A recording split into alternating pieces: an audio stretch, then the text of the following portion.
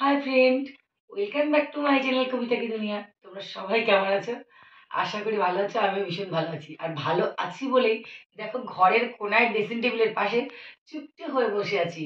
কারণ খুব বেশি কিন্তু একটা ভালো নেই, ভালো আছি তার মধ্যেও ভালো নেই, কারণ আমার মাথাটা ভীষণ যন্ত্রণা করছে। আর 3-4 দিন ধরে সমানে ননদের বাড়িতে ফোন এসেই যাচ্ছে।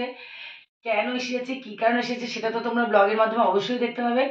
তো আজকে সকালবেলা দুবার তিনবার করে ফোন হয়ে গেছে, বৌদি তাড়াতাড়ি আসো, বৌদি তাড়াতাড়ি আসো। কিন্তু তোমরা জানো আজকে বৃহস্পতিবার, সকালবেলা বাসি কাজ সারা থেকে, স্নান করা থেকে, পুজো করা থেকে পুরোটাই করতে হয়। তো সব সেরে উঠে এখন রেডি হয়ে নিয়েছি। কিন্তু তোমাদের প্রীতম ভাই এখনো ঘুম থেকে ওঠেনি। কতবার ডাকছি, ওঠ ওঠ, পিসি ফোন করছে। ও বলছে তোমরা চলে যাও। কিন্তু দেখো যতই ওকে থুয়ে চলে যাবো তো মনটা ভালো লাগবে না, কিন্তু কিচ্ছু করার নেই, যেহেতু ননদের বাড়ি। এতবার করে ফোন করে ডাকছে। সবসময় ভাই বলছে ননদের বাড়িতে একটু আগে আগে যেতে হয়, কিন্তু তাও 11:15 বেজে গেছে, এখন আমি যেয়ে পৌঁছাতে পারিনি। কিন্তু এখন আমি রেডি হয়ে নিয়েছি, এখন আমি যাব। আর কেন যাব, কি করে যাবো, ওখানে কিন্তু সব ননদরাই আমার মোটামুটি হয়তো আশা করি চলেও এসেছে।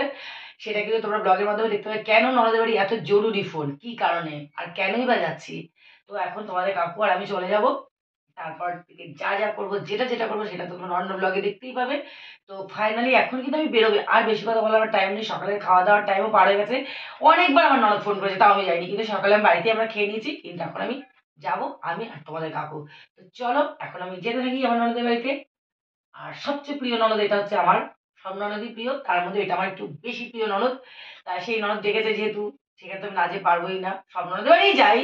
তো এটা আমাকে আগে আগে যাওয়ার দরকার ছিল, কিন্তু বৃহস্পতিবারের কারণে আগে যেতে পারি। কিন্তু এখন আমি যাবই। তো চলো আজকে আর কি বলবো বলো, আর কিছু এখন বলার নেই।